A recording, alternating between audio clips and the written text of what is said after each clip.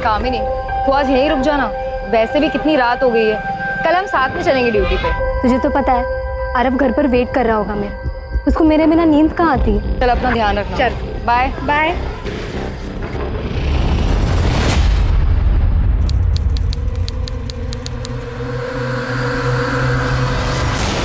मैं पुलिस वाली हूँ, अगर मेरे साथ कुछ भी गलत करने की कोशिश की ना तो पुलिस तुझे छोड़ेगी नहीं।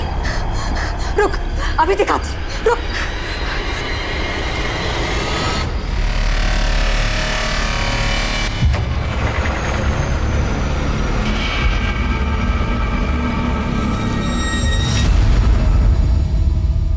नमस्कार, आदाब। मैं अनूप सोनी क्राइम पेट्रोल सतर्क के ब्लैक हेडलाइंस अध्याय के आज के एपिसोड में आप सबका स्वागत करता हूं। अपराधियों में पुलिस का डर ही अपराध पर नियंत्रण की पहली सीढ़ी है। बड़े से बड़ा अपराधी भी पुलिस से टक्कर लेने से डरता है, लेकिन ये जो हमने अभी देखा, शायद इससे डरावना और कुछ नहीं हो सकता। कौन थे ये लोग जिनमें पुलिस का बिल्कुल भी खौफ नहीं था?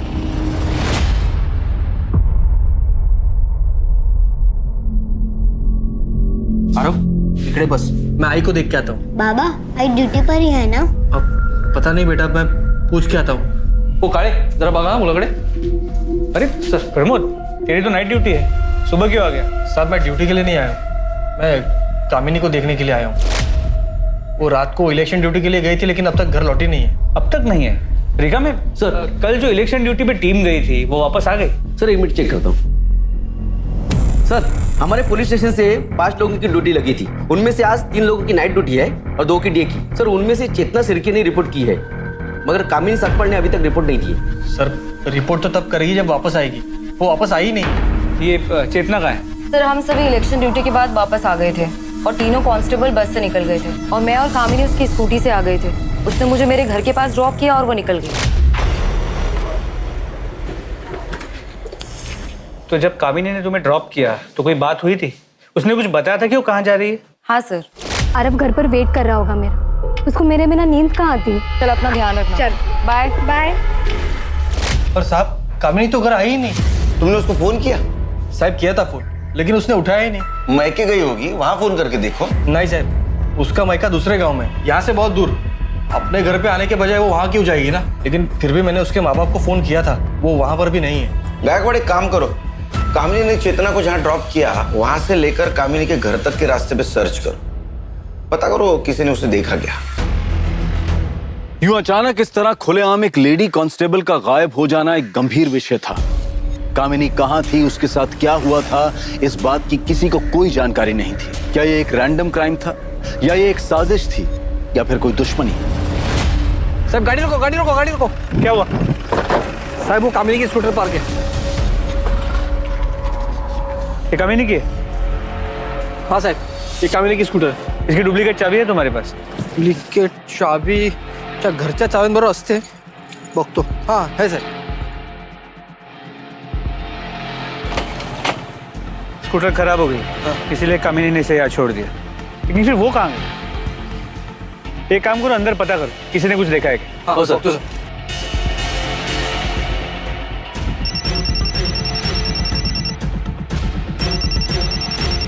हाँ बोलो गायकवाड़। सर कामिनी की स्कूटी यहाँ हाईवे के पास मिली है, खराब हो गई, लेकिन ये समझ में नहीं आ रहा कामिनी कहाँ गई। एक काम करो गायकवाड़, कामिनी का फोन सर्वेलेंस पे डाल दो।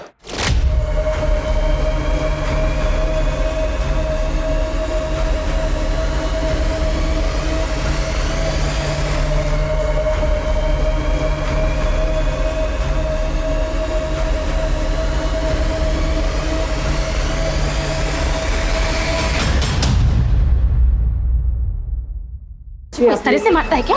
आज मैं तेरी प्रिया टीचर को छोड़ूंगी नहीं। कितना जोर से मारा है, कैसा निशान पड़ा है मेरे बेटे को। कौन सा तेरा स्टाफ है?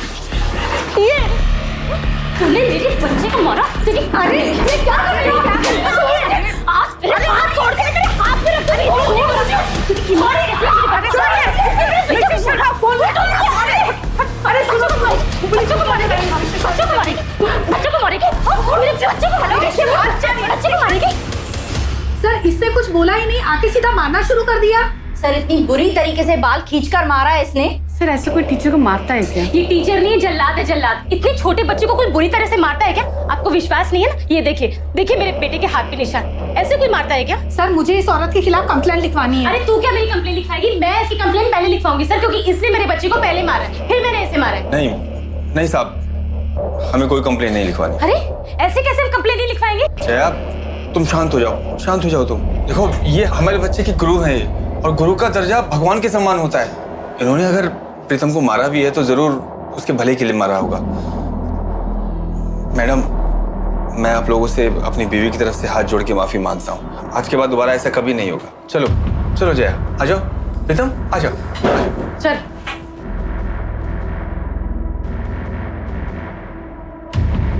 सर मुझे इस औरत के खिलाफ कंप्लेंट लिखवानी है, चाहे कुछ भी हो जाए। सोच लो, बच्चे को मारना ज्यादा बड़ा जुर्म है। ऐसा ना हो कि ये कंप्लेंट तुम पे उल्टे पड़ जाए। दोबारा ऐसे मत करना। आरव, ठीक है, बिस्किट खा। बाबा आई कहाँ है? तब तक आई क्यों नहीं? आ जाएगी बेटा, तू बिस्किट तो खा ले। नहीं बाबा, जब तक आई नहीं आएगी तब तक मैं नहीं खाऊंगा, और आई के हाथ से ही खाऊंगा।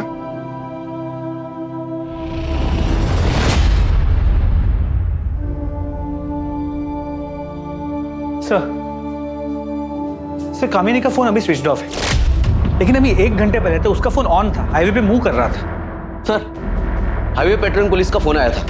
हाईवे के बाजू में सर्विस रोड है, वहां पर एक औरत की डेड बॉडी मिली। आरव, कहाँ से करते हो? खाना बिस्किट।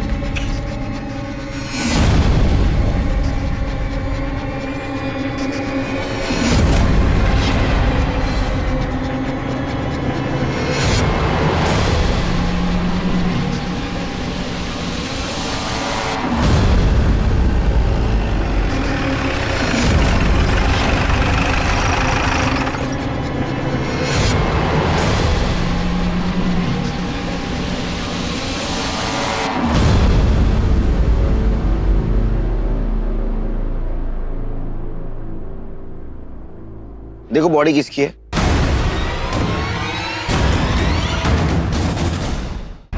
सर, ये बॉडी कामिनी की नहीं है। बॉडी अच्छी तरह से चेक करो, देखो कुछ मिलता है क्या।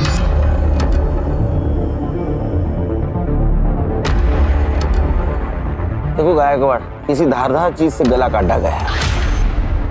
सर, बॉडी नेकेड है और बॉडी पे चोट के निशान भी है सर। सर, लगता है इसका बलात्कार हुआ है। कुछ आइडेंटिटी प्रूफ मिला? कुछ भी नहीं। बॉडी को कैसे पहचानेंगे? पोस्टमार्टम के लिए भेज दो गाड़ी। Yes sir. सर, ये देखिए, टायर के मार्क्स हैं, किसी बड़ी गाड़ी के। रिका में सर, फॉरेंसिक टीम को बोला और ये टायर का इंप्रेशन लेने को बोलो। चेतना, यस सर। बॉडी का फोटो सर्कुलेट कर दो आसपास के पुलिस स्टेशन में। Yes sir. पता करो इसकी मिसिंग कंप्लेंट। ठीक है? Okay sir. मुझे लगता है ये लड़की हाईवे पे अकेली थी और उसके अकेलेपन का किसी ने फायदा उठाया।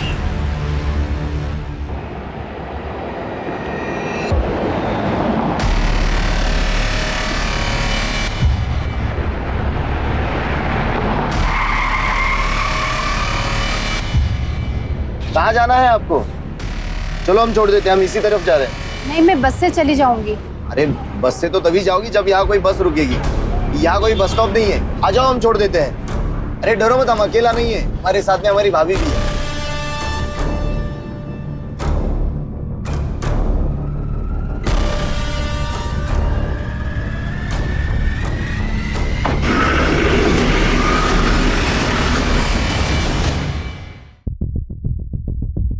आरव बेटा, चलो हम घर चलते हैं। बाबा आई कहाँ है? यहाँ नहीं है तो कहाँ है आई? बेटा, आई ड्यूटी पे गई है, जैसे ही ड्यूटी खत्म हो जाएगी वो घर पे आ जाएगी। चलो हम घर चलते हैं। सर, ये तो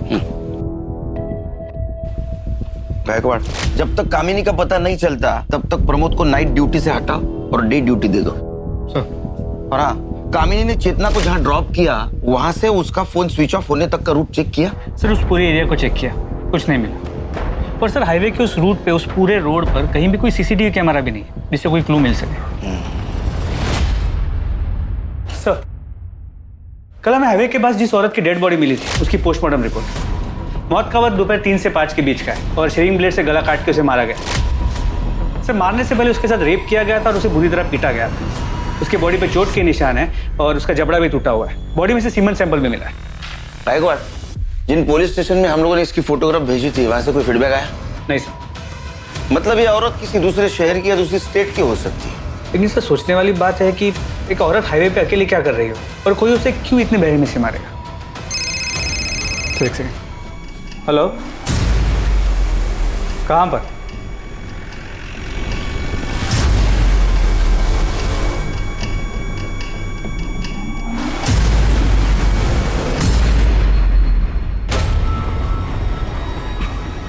अरे प्रमोद, घबराओ मत, कामिनी नहीं है।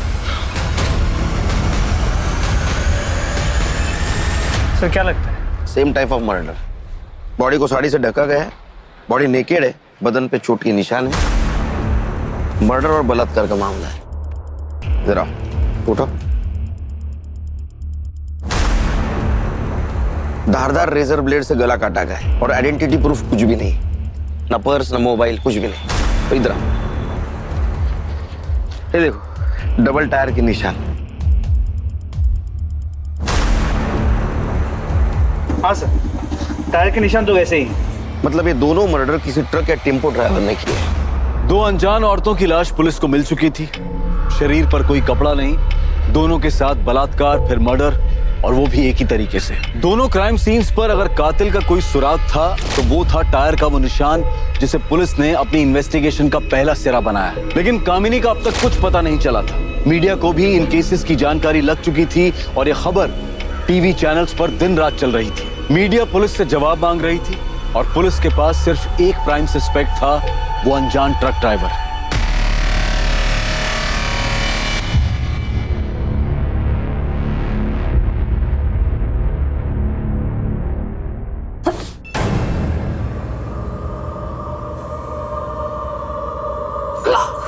तो जिन 2 औरतों की बॉडी हमें मिली थी उनकी डिटेल्स आसपास के सभी पुलिस स्टेशन में भेजी थी, लेकिन कहीं से भी कोई इन्फॉर्मेशन नहीं मिली जिससे उनकी पहचान हो सके। कमाल लगा एक बार। 2 औरतों के साथ रेप होता है, उनका मर्डर होता है, उनको पहचानने वाला कोई नहीं। अरे कोई तो होगा उनको पहचानने वाला।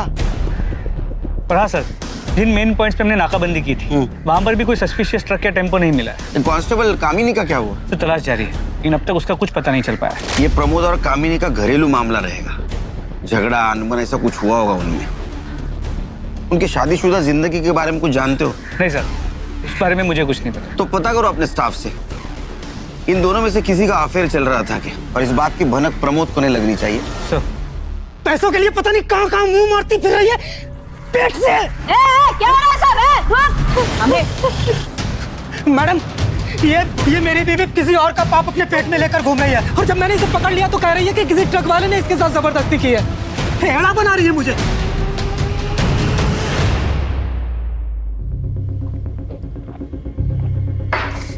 घबराओ ना, घबराओ ना। बताओ क्या हुआ था तुम्हारे साथ, कब हुआ था? मैं 3 महीने पहले रोड पे बस का इंतजार कर रही थी। भैया, वो मुझे थोड़ा आगे तक छोड़ देंगे? उन लोगों ने मेरा बहुत दूर तक पीछा किया, लेकिन मैं कैसे भी करके जान बचा के भाग गई। तुम्हारे पति का कहना है कि तुम उससे झूठ बोलती हो, अक्सर तुम 4-5 दिन घर से गायब रहती हो, ऐसा क्यों? साहब, मैं घर काम करके अपना गुजारा करती हूँ। सेठ लोग कभी कभी अपने बच्चे या फिर बूढ़े माँ बाप को छोड़कर बाहर जाते हैं और मुझे देखभाल करने के लिए कहते हैं। उसका अलग से पैसा भी देते हैं मेरे को। मैं अकेले कमाने वाली घर में, तो जहाँ से 2 पैसे मिलते हैं मैं वहाँ पे काम कर लेती हूँ। साहब, वो टेम्पो ट्रक के डिटेल्स बता सकती हो? उसका कलर कैसा था, डिजाइन, उसका नंबर याद है? साहब, सब कुछ इतना अचानक हो गया कि मुझे कुछ समझ में ही नहीं आया, और वो लोग मुझको घसीट कर जंगल में ले गए थे। वहां से ट्रक नहीं दिख रहा था। उन दोनों का हुलिया याद है? हाँ साहब, याद है। स्केच बनवाने में मदद करोगी? हाँ। इसका कहना है कि 3 महीने पहले इसके साथ रेप हुआ था। मतलब 3 महीने से चल रहा है। सर, 3 महीने पहले तक ये लोग औरतों को सिर्फ रेप के लिए टारगेट कर रहे थे, अब मर्डर करने लगे। शायद इन्हें ये गलत फहमी हो गई है कि ये लोग कभी पकड़े नहीं जाएंगे। वो इसलिए कि उनके खिलाफ अभी तक कोई कंप्लेंट लिखवाने नहीं आया। सर अक्सर बलात्कार की शिकार औरतें घर वालों के प्रेशर और सोसाइटी में बदनामी के डर से चुप रह जाती है, लेकिन अब ये लोग मर्डर्स करने लगे, बॉडीज मिलने लगी और ये मामला सामने आ गया। गायकवाड़ कोई भी हो बचना नहीं चाहिए। जैसे केस कंप्लीट हो जाए सारे पुलिस स्टेशन, आरटीओ ऑफिस और टोलने का भी सर्कुलेट कर दो। सर अच्छा, ये प्रमोद और कामिनी के मैरिज लाइफ के बारे में कुछ पता चला? सर अंदर बात करें।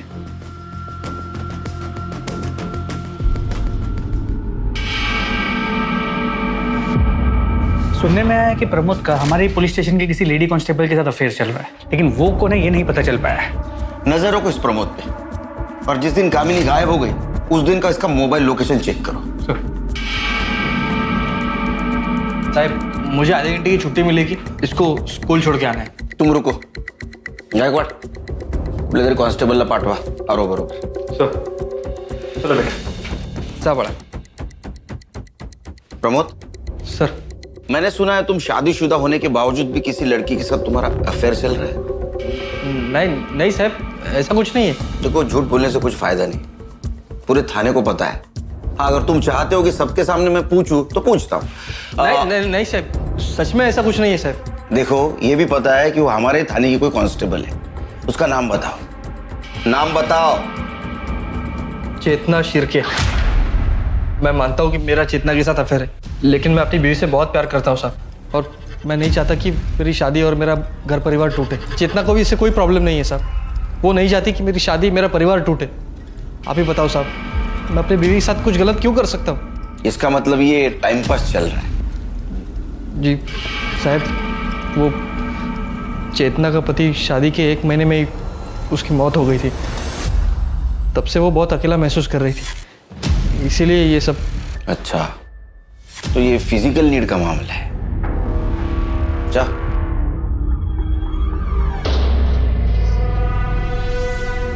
तो क्या आपको शक है कि चेतना और प्रमोद ने मिलकर कामिनी के साथ कुछ किया हो सकता है, ये भी हो सकता है कि प्रमोद को सबक सिखाने के लिए कामिनी खुद गायब हो गई हो। ये भी हो सकता है कि उस ट्रक ड्राइवर की वो शिकार बनी हो। उसकी स्कूटी हाईवे पे बंद पड़ी, उसका फायदा ट्रक ड्राइवर ने उठाया, उसके साथ रेप किया, उसको मार दिया और उसकी बॉडी ऐसे जगह ठिकाने पहुंचाई जहां हम अभी तक नहीं पहुंच पाए, और उसका मोबाइल स्विच ऑफ करके हाईवे पे फेंक दिया, हमें गुमराह कर दिया। साहब कामिनी का पता चल गया। वो बाजू वाले गांव में एक औरत मिली है पुलिस यूनिफॉर्म में। सर सरपंच को बोल दिया है कि हमारे पहुंचने तक उस औरत को वहां से जानना है। गायकवाड़,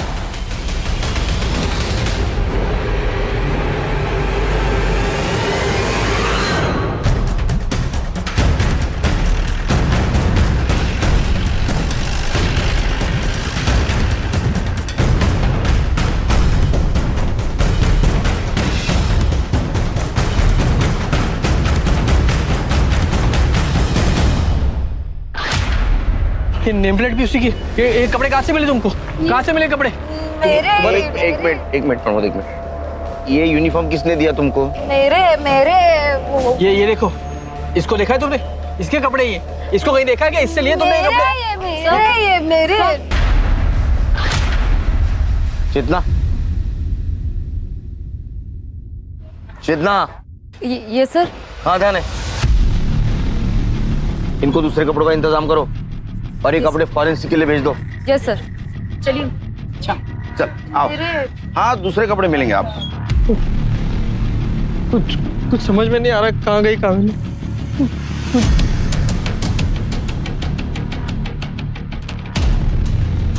गायकवाड़, इसके यूनिफॉर्म पे कामिनी की नेम प्लेट है और कपड़ों पे खून के दाग। इसका मतलब किडनैपर ने कामिनी के कपड़े उतार के फेंक दिए जो इस औरत को मिले, और उसका मोबाइल हाईवे पे फेंक दिया जो उसका मोबाइल का लास्ट लोकेशन था। मतलब कामिनी के पास कपड़े नहीं है जैसे बाकी औरतों के पास नहीं थे। इसका मतलब कामिनी भी उस ट्रक ड्राइवर की शिकार बनी है। और नम्रता के बयान और स्केच के मुताबिक आदमी एक ने दो है जो एक के बाद एक ऐसे घिनौने जुर्म को अंजाम दे रहे हैं। The police is investigating the case. My paintings have been sold like hot cakes. मैं जितना उसको मुंह ही लगना चाहती वो मेरे मुंह नहीं लगती है। मेरे को नहीं बात करने का उससे। चाहे काय झाला, क्यों इतना गुस्से में हो? फिर किससे झगड़ा कर लिया? जिसके पड़ोसी इतने कमीने हैं उसको झगड़ा तो होगा ही ना। जब देखो जब दूसरों के काम में टांग अड़ाने के लिए खड़े हो जाते हैं। अरे आप किसने टांग अड़ा दी तुम्हारे काम में? पर कोशिश तो की ना। अब बारिश में छत ना टपके इस करके मैंने प्लास्टिक डलवाने को 4 लोगों को बुलाया। अब वो अपना काम कर रहे थे कि बाजू वाली आगे बोलने को बड़ा आवाज आ रहा है, बड़ा आवाज आ रहा है। अरे काम होगा तो आवाज तो आएगा ना। मैं कितनी बार तुम्हें समझाया, ऐसे रोज रोज पड़ोसियों से लड़ना अच्छी बात नहीं है। इससे पहले कोई तुमको जूता मारे, खुद उसके मुंह पे जूता मारने का। अरे नहीं देखो, प्रीतम बैठा है, उसके सामने सब बातें करना अच्छी बात नहीं है। राम राम शंभू।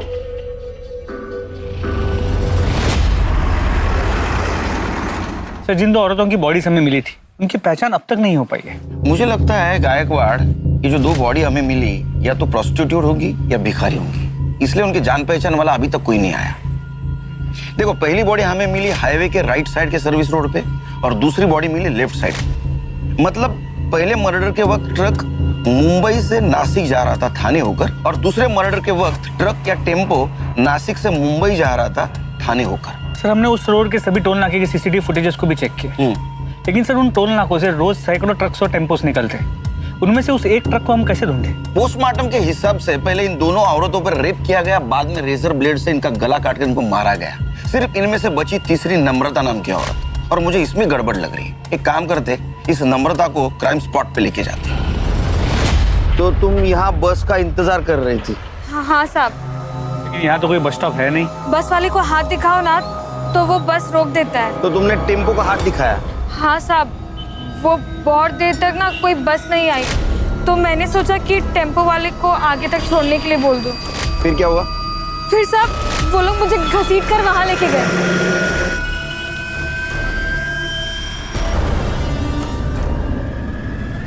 इसी जगह पे? हाँ पक्का ये जगह नहीं भूल सकती साहब, सब कुछ एक जैसा ही दिखता है यहाँ। तुमने जब पत्थर मारा तो खून आया था? हाँ आया ही होगा, मैंने तो जोर से पत्थर मारा था, उसके बाद मैं भाग गई थी तो ध्यान नहीं दिया। पत्थर कहाँ फेंका? पत्थर यहीं कहीं फेंका था। जरा बघा कुठे दगड सापडतो का?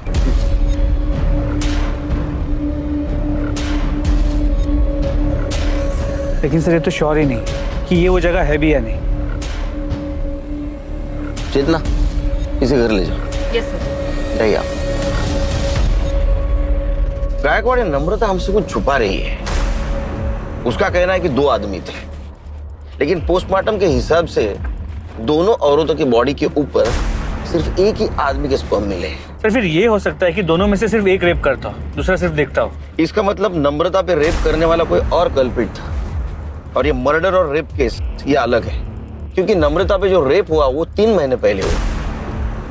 इसका मतलब गायकवाड़, ये दोनों केसेस अलग अलग है। जो भी है, ये चारों केसेस शहर के 20-30 किलोमीटर के दायरे में हुई है। हमें आखिरी बॉडी जो मिली वो मुंबई की तरफ आने वाली सर्विस रोड पे मिली। इसका मतलब ये ट्रक या टेम्पो मुंबई में ही होगा। हो सकता है अगले कुछ दिनों में वो किसी औरत को शिकार बनाने की कोशिश करे। हमें रोड पे नजर रखनी होगी, क्योंकि अगर ये 20-30 किलोमीटर के दायरे में औरतों को शिकार बना रहा है तो ये जरूर जाते वक्त क्राइम करेगा।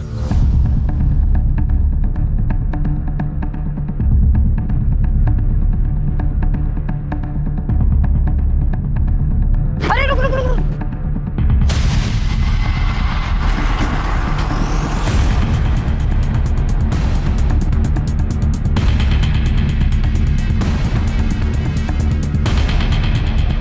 अरे तो जिंदा है। गायकवाड़, ये टेम्पो का नंबर आरटीओ में भेज दो, इसके मालिक की डिटेल्स निकालो। वो औरत कैसी है? डॉक्टर ने क्या बोला? सर वो बेहोश है, और डॉक्टर ने कहा है कि सर उसका रेप हुआ है और उसे बुरी तरीके से पीटा भी गया है सर। तुम डॉक्टर के कांटेक्ट में रहना, लड़की को होश आते ही उसका बयान लेना होगा। Okay sir. सर ये केस बिल्कुल नम्रता की केस है, रेप हुआ है लेकिन मर्डर नहीं। हो सकता है। तो एक सेकंड। हेलो, कहाँ पर? ठीक है सर, पास के गांव के जंगल में एक औरत की सड़ी हुई लाश मिली है। हमारे कांस्टेबल्स वहां पे पहुंच गए। उन्होंने बताया कि लाश करीब 6 से 8 दिन पुरानी है। कामिनी को गायब हुए भी 7 दिन हुए सर।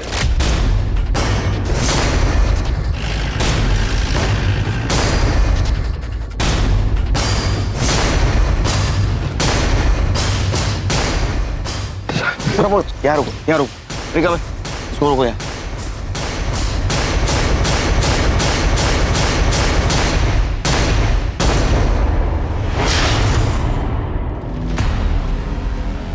सर इसे भी पिछले दोनों विक्टिम्स की तरह ही मारा गया। प्रमोद, क्या ये मंगलसूत्र कामिनी का है? कामिनी, कामिनी, कामिनी, कामिनी।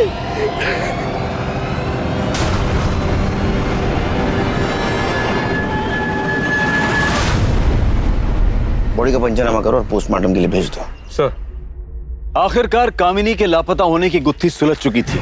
पुलिस को उसकी लाश मिली थी और उसके साथ भी वही हुआ था जो बाकी की 2 औरतों के साथ हुआ था। पहले दुष्कर्म किया गया और फिर गला काटकर हत्या। कामिनी का मामला पहले 2 मामलों से अलग लग रहा था, पर फिर ऐसे वहशी दरिंदों ने उन दोनों को जिंदा क्यों छोड़ दिया था? क्या उनके साथ भी उन्हीं अपराधियों ने दुष्कर्म किया था जिन्होंने कामिनी और बाकी 2 के साथ जुर्म को अंजाम दिया था, या फिर ये किसी और गिरोह का काम था? इस सवाल के जवाब के लिए पुलिस प्रिया के होश में आने का इंतजार कर रही थी, क्योंकि सच वही बता सकती थी। बाबा आई किधर है? आपने आई को ढूंढ लिया? तेरी आई को भगवान ने अपने पास बुला लिया बेटा, अपने पास बुला लिया।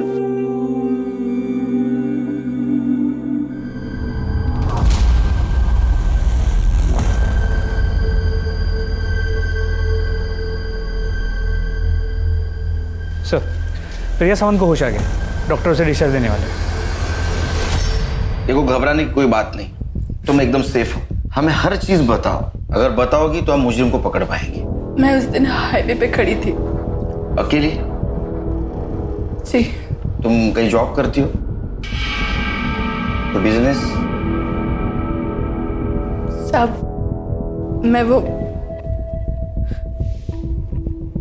मैं धंधा करती है। मेरी 2 साल की बच्ची है। मेरे को कोई जॉब नहीं मिल रहा था, तो मेरे को ये काम करना पड़ा। तो तुम कस्टमर के लिए वहाँ हाईवे पर खड़ी थी? नहीं, मैं उधर गाड़ी से लिफ्ट लेने के लिए खड़ी थी। कस्टमर में मार्केट में ढूंढती है। मेरे को वो टेम्पो वाला सामने से आते हुए देखा, तो मैं लिफ्ट के लिए हाथ दिखाई उसको। भैया मेरे को आगे वाले मार्केट तक छोड़ दोगे?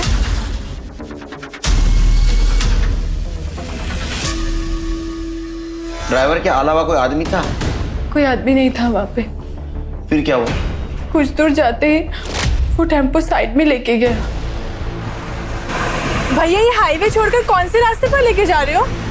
मैं इसके आगे उसके कुछ भी पूछती। उस वक्त वो औरत कहाँ थी? वो औरत पूरा टाइम उधर ही थी। फिर उसके बाद उन्होंने तुम्हें गाड़ी से बाहर फेंक दिया? नहीं, वो औरत मेरे को मारने के लिए ब्लेड मेरे पास लेके आई। फिर पता नहीं उसको क्या हुआ, वो मेरे को मारी नहीं, वो टेम्पो से फेंक दी मेरे को, और फिर वो दोनों आगे चले गए। साहब मेरे को जाने दो, मेरी छोटी बच्ची है, मैं उसको बाजू वाले के पास छोड़ के आई है। पता नहीं उसने ठीक से कुछ खाया पिया होगा कि नहीं। जी कंप्लेंट ली होंगे, उनको जाने दो।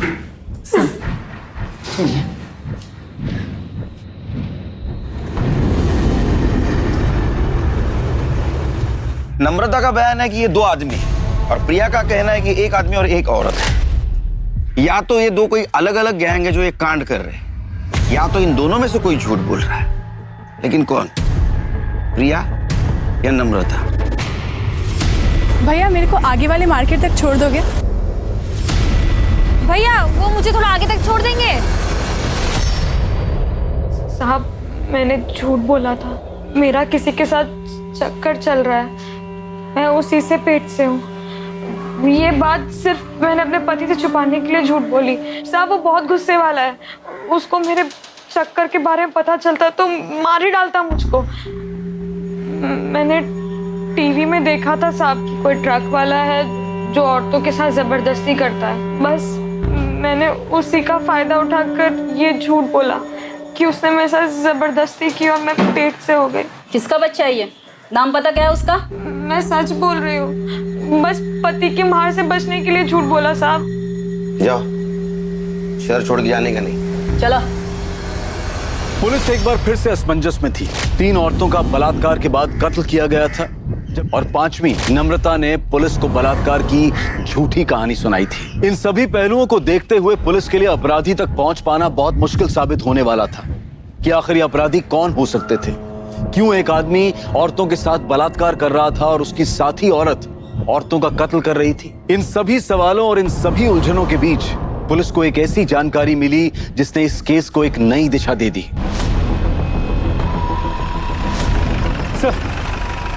चेतना ने हाईवे पे जिस टेम्पो का फोटो लिया था उसके ओनर का पता चल गया। कौन है वो? अरे तुम लोग जरा 2 मिनट इधर ही रुको, मैं कांदा लेकर आती हूँ। अरे जया, कांदा वैसे बहुत महंगा है आजकल, छोड़ो ना, बिना कांदे के बना। मालूम है मेरे को, पर तेरे मांस मच्छी बिना कांदे के बनता है क्या? नहीं ना, बोल मांस मच्छी छोड़ेगा तो मैं कांदा नहीं लेगी। हाँ ठीक है, तुम जाओ ले आओ। चलो मैं कांदा लेकर आती हूँ। पापा मुझे आइसक्रीम खाना है। आइसक्रीम खाना है? 1 किलो कांदा देना। इसको एक सॉफ्टी बना दो। कौन सा वाला खाएगा? मैं सिंपल। चल दे। हाय हाय, अरे ये सेठ देना रे, छुट्टा देना, देख कितना सुंदर बच्चा है हमारा, आशीर्वाद लगेगा। ए सेठ देना रे। तुम इसी एरिया में रहते हो? हाँ जी। तो तुम्हें वो शंभू पता है, टेम्पो ड्राइवर? हाँ सर जानता हूँ। कहाँ रहता हो? यहाँ रहते हैं सर।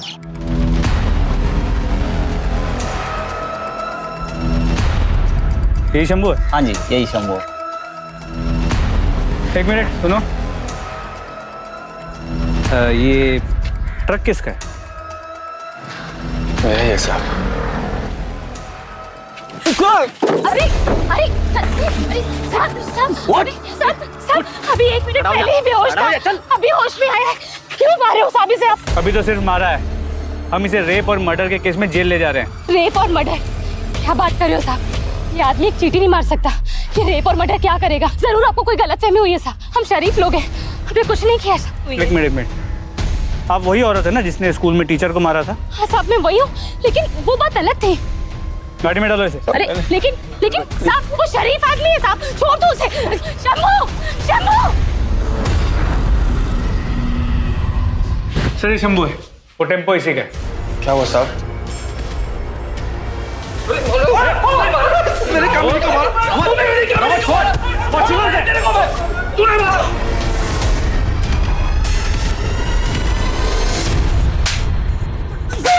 सच बोल रहा हूँ साहब, मैंने किसी का बलात्कार नहीं किया साहब।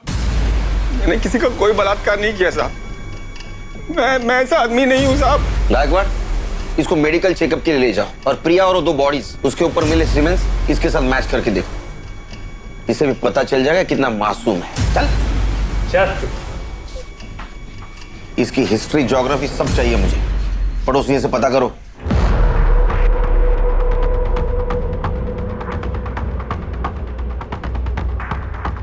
सर, पड़ोसियों के हिसाब से शंभू बहुत ही शरीफ और सीधा साधा आदमी है। वो बस्ती की सभी औरतों को बहन मानता है। अरे नाटक करता होगा अपने एरिया में शरीफ बनने का, जब टेम्पो लेके ट्रिप पे घूमता है तो औरतों के साथ रेप करता है। हो सकता है सर, लेकिन सभी पड़ोसियों ने शंभू के पत्नी के लड़ाकू और झगड़ालू नेचर के बारे में बताया है। उनके हिसाब से शंभू नहीं मगर वो जरूर मर्डर कर सकती है। सर ऐसा हो सकता है, स्कूल में भी जया ने टीचर की हालत खराब कर दी, पर वैसे भी शंभू हमारा कल्प्रिट नहीं हो सकता, क्योंकि प्रिलिमिनरी रिपोर्ट के मुताबिक उसका सीमेन रेपिस्ट के सीमेन से मैच नहीं करता। इस शंभू की डिटेल रिपोर्ट कब आएगी? सर कल तक आ जाएगी। उसको इंट्रोगेशन रूम में बुला। सर क्या ये वही आदमी है? नहीं। इस वक्त तेरा टेम्पो कहाँ है? साहब वो तो आज सुबह एक दूसरा ड्राइवर लेके गया। दूसरा ड्राइवर मतलब? मेरे पास जब बुकिंग नहीं होती साहब तो मैं अपना टेम्पो भाड़े पे दे देता हूँ साहब, ताकि 4 पैसे आ जाए। ऐसे कितने ड्राइवर को देते हैं तू टेम्पो? 5-6 है साहब। अभी किसके पास? अभी तो वो विलास गौरव के पास है साहब। विलास गौरव के साथ साथ तू जितने भी ड्राइवर को देता है ना तेरा टेम्पो, सबके नंबर चाहिए मेरे को।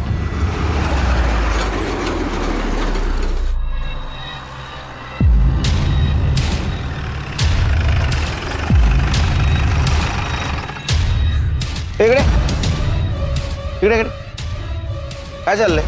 कल ही तेरे बीवी का अंतिम संस्कार हुआ और आज शुरू? आप जैसा सोच रहे हैं वैसा कुछ भी नहीं है सर। मैं तो चेतना को ये बोल रहा था कि उसके और मेरे बीच में जो कुछ भी था वो अब खत्म हो चुका है। मैं अब सिर्फ अपने बेटे का ख्याल रखना चाहता हूँ, पर वो गुस्सा हो गई। उसे लगा कि मैं उससे नाराज हूँ, उसे पीछे छुड़ाना चाहता हूँ। ठीक है, घर जाओ और बेटे पे ध्यान दो। सर शंभू ने जिन ड्राइवर्स के नाम बताए थे उन्हें और उनके क्लीनर्स को कल रात को उठा लिया था। मेडिकल हुआ उनका? जी सर, लेकिन किसी का भी सीमेन मैच नहीं हुआ। और वो शंभू का ड्राइवर विलास गुरव, उसका हुआ मेडिकल? नहीं सर, उसने बताया कि वो कर्नाटका का बॉर्डर क्रॉस कर चुका है, माल डिलीवर करने से पहले वापस नहीं आ सकता। गायकवाड़ एक काम करो, कर्नाटका हाईवे पुलिस को टेम्पो के डिटेल्स भेजो और उनको बोलो जैसे ये टेम्पो दिखता है उसको सीज करो। जी सर। और सर इस शंभू का भी मेडिकल रिपोर्ट आ गया है। और क्या सर? रिपोर्ट और डॉक्टर दोनों का ये कहना है कि ये शंभू ने रेप नहीं किया है। वो रेप तो क्या, उसने आज तक किसी के साथ फिजिकल रिलेशन तक नहीं बनाया, वर्जिन है। क्या? अरे ऐसे कैसे हो सकता है? वो शादीशुदा है, उसको एक बेटा है। और इस बेटे का राज उसकी बीवी जया ही हमें बता सकती है। शंभू मेरे बेटे का सगा बाप नहीं है साहब, वो सौतेला है। जब मेरा बेटा प्रीतम 1 साल का था तो उसके बाप की मौत हो गई थी। शंभू अनाथ था, मेरे पति के परिवार के साथ ही रहता था। मेरे पति के मौत के बाद सभी लोग मेरे पे बहुत गंदी नज़र रखते थे साहब। इस करके बचने के लिए शंभू ने मेरे से शादी की। शादी के 8 साल हो गए हैं साहब, और उस आदमी ने कभी मेरे को हाथ नहीं लगाया। वो आदमी बहुत अच्छा है साहब। तुम? इतना मारा तेरे को इन लोगों ने, देखना इन लोगों का कभी भला नहीं होगा। तुम शांत हो जाओ जया, शांत हो जाओ। भाई साहब ने मुझे छोड़ दिया जया। छोड़ना पड़ा गायकवाड़, क्योंकि हमारे पास कोई सबूत नहीं है कि शंभू ने उसके टेम्पो से प्रिया को हाईवे पे फेंका। गायकवाड़ कुछ तो मिस कर रहे हैं हम लोग, इसलिए अभी तक हमें क्लू नहीं मिला। सर जया ने बताया कि 8 साल की शादी में शंभू ने उसे कभी हाथ तक नहीं लगाया। शंभू का जो भी इशू है, जया एक नॉर्मल जिंदगी जी रही है, जवान है, उसकी अपनी जरूरतें होंगी और इन जरूरतों को पूरा करने के लिए हो सकता है उसका किसी के साथ कोई अफेयर। पर सर उसका इस केस से क्या लेना देना? गायकवाड़ हर टेम्पो पे क्लीनर होते हैं, ये शंभू का क्लीनर कौन है देखो। सर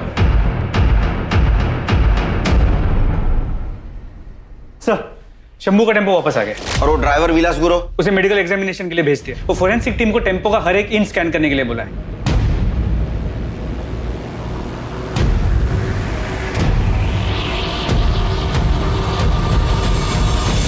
फोरेंसिक टीम के मुताबिक इस टेम्पो के टायर का पैटर्न हमें क्राइम सीन्स पे जो टायर के मार्क्स मिले थे उससे मैच करता है।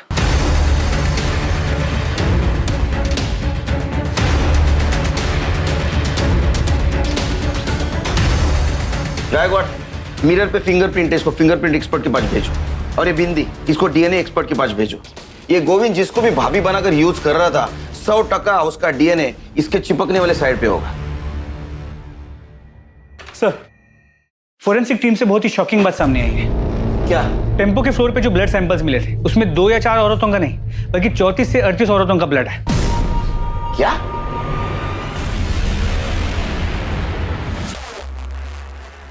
अरे गोविंद, ये बैग लेके कहाँ जा रहे हैं? कहीं नहीं साहब। तो फिर हमारे साथ चल। सब क्या हुआ साहब? मैंने गायकवाड़ क्या यही था वो आदमी? हाँ, यही था वो शैतान। अरे हिम्मत कैसी? हिम्मत कैसी? इनको लेके जाओ, लेके जाओ इनको। चलो। साहब झूठ बोल रही है वो। तो झूठ बोल रही है, हाँ? और ये मेडिकल रिपोर्ट, ये भी झूठ बोल रहा है। इससे साबित होता है कि उन औरतों का रेप तूने किया था। विक्टिम से मिले सीमेन से तुम्हारा डीएनए मैच हो चुका है। अब एक बात बता, वो औरत कौन थी जो तुम्हें रेप और मर्डर करते देखती थी? साहब मैंने रेप किया साहब, पर मर्डर वर्डर मैंने नहीं किया। तो मर्डर क्या उस औरत ने किया? हाँ। कौन थी औरत? कौन थी औरत? गायकवाड़। अरे साहब, अरे साहब सुनो। नाम क्या है? बोल, बता नाम क्या है? देख तूने बताया नहीं ना, फिर भी हम पता कर लेंगे। नहीं बताएगा?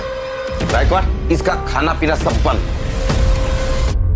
ये तुम्हारे कॉल रिकॉर्ड्स, इससे साफ होता है कि तुम शंभू के क्लीनर गोविंद को दिन में 4 से 5 बार फोन करती थी। सर क्योंकि शंभू अपने पास फोन नहीं रखता है, तो मेरे को कुछ भी हालचाल लेना होता है या कोई भी मैसेज देना होता है तो मैं गोविंद को कॉल करती हूँ। तब भी जब शंभू तेरे साथ होता है तू गोविंद से 10-10, 15-15 मिनट तक बात करती है। मैं सच बोल रही हूँ साहब, मेरा गोविंद के साथ कोई चक्कर नहीं है। इसे पहचानती हो? नहीं, कौन है ये? ये वही है जिसका बच्चा तेरे पेट में है। नहीं, ये वो नहीं है। वो तो दुबई में स्वीपर का काम करता है। छुट्टियों में आया था तब हमारे बीच ये सब हुआ। 2 महीने पहले ही वापस गया है।